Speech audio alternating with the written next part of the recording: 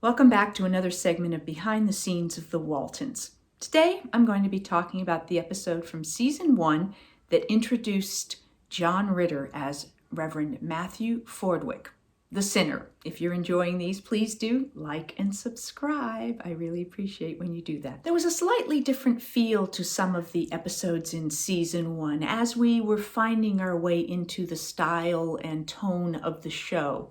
This one I particularly noticed because of it really set up a conflict between Olivia and John.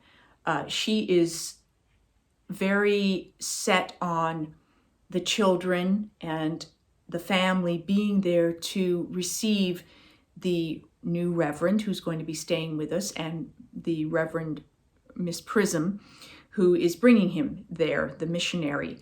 And John, on the other hand, who is not a dedicated churchgoer, he has his own views about faith and religion, and he is not in favor of the children sitting around for an extra 2 or 3 hours waiting for them to arrive when he has promised to take them to the fishing hole.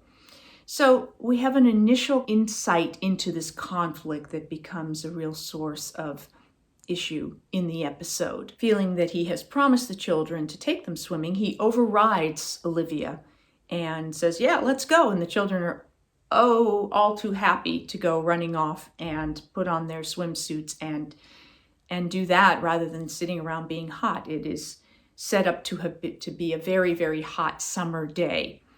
So the first introduction to Miss Prism and Reverend Fordwick is with all the children and John in the front yard being sprayed by a hose, which was probably fun for us to do, but I imagine that water was cold. And, so there's that downside. But I remember as a kid, always, that was how we cooled down in the summer, was we'd go and throw the sprinklers on in the front yard or the backyard, and we'd run through them.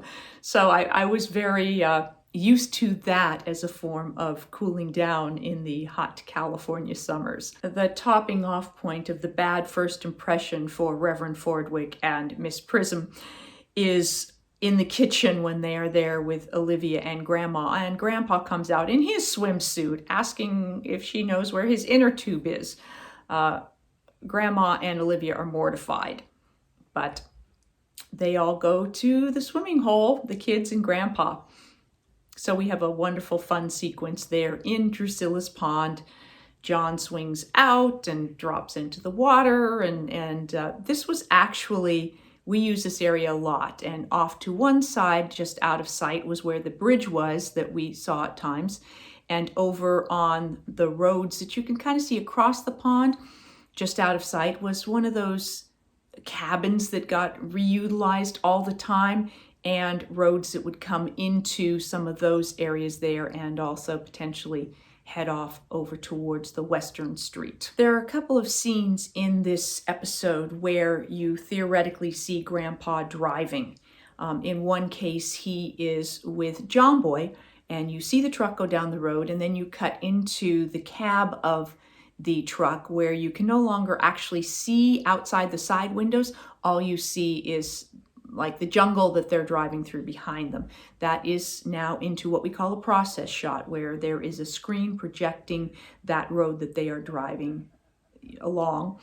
And there are crew members who are kind of rocking the truck to simulate the motion of the truck, and then leaves going by lights so that it looks like they are driving through, passing trees.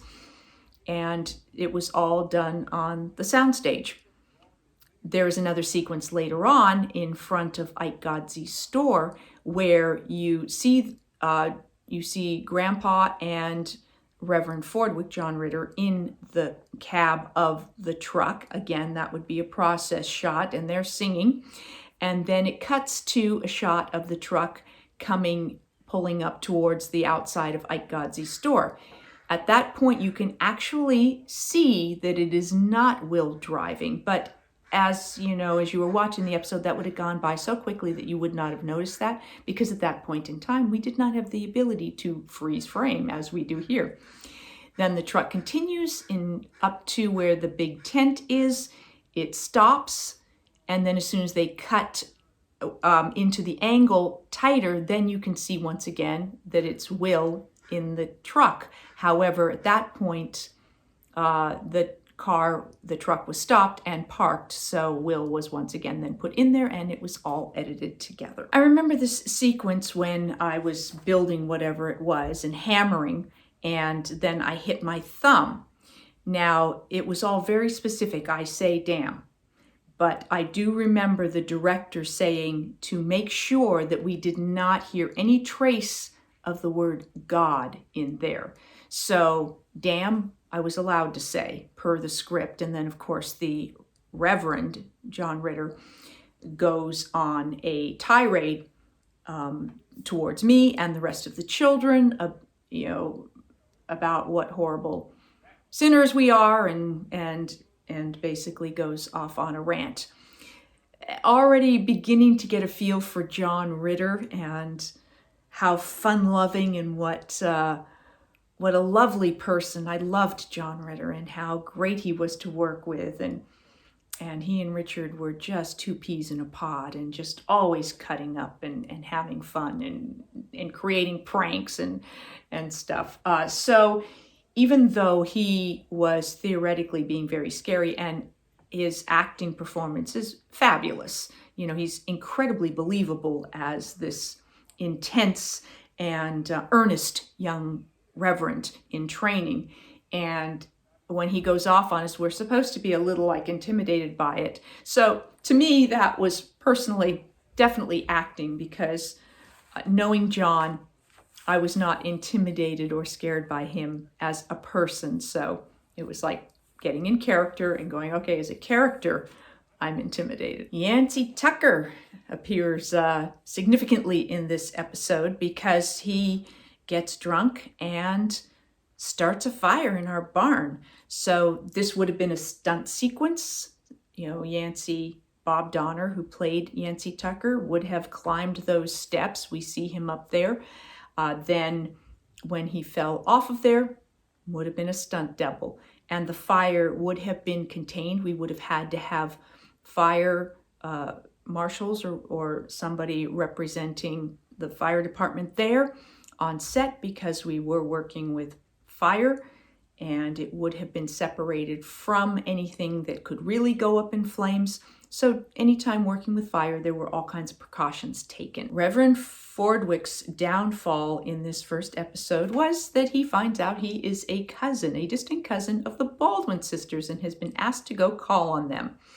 He goes, of course, with Grandpa. He insists, and Grandpa doesn't want to take him. Everybody wants to steer the Reverend away from the Baldwin sisters because of the recipe, but he ends up insisting. Grandpa takes him, and the Baldwin sisters do indeed introduce him to the recipe, which they call an herbal remedy. And the Reverend imbibes way too much and then promptly collapses at the feet of the very prim Miss Prism.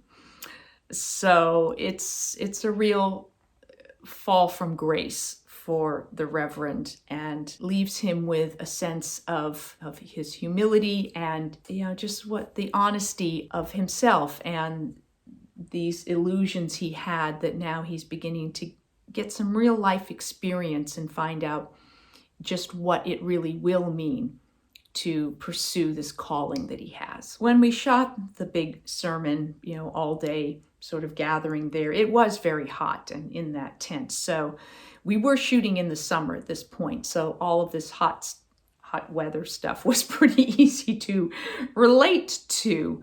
I did think the moment when Ralph brings John Ritter in and says he came to hear him speak, that this is who everybody came to speak and they want him to speak. And Ralph, knowing he actually was an ordained minister in real life, as he, in a sense, pleads the Reverend's case, asking for understanding and compassion through what he says, not with those words. But I found it very easy to understand and get the sense that Ralph would have been a very compelling and compassionate minister, and his congregation would have been very, very lucky to have him, as ultimately the Waltons were to have the Reverend Fordwick. And that's what I have for you for this segment of Behind the Scenes of the Waltons about the episode The Sinner. I'll be back with more behind the scenes and more Ask Judy. Thanks for watching.